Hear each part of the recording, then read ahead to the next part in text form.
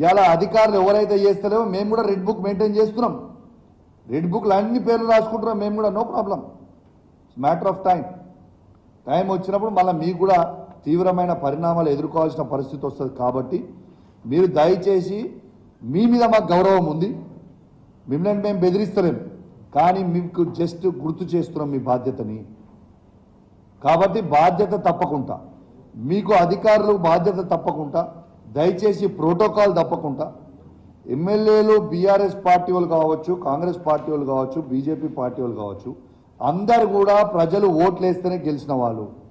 దయచేసి అందరికీ as per protocol, as per watt ever ఉంటే దాని ప్రకారం మీరు చేయండి. తప్పితే మీరు జాదా హుషారీ చేస్తే జాదా హుషారీ జాన్కు ఖతరా అవుతుంది.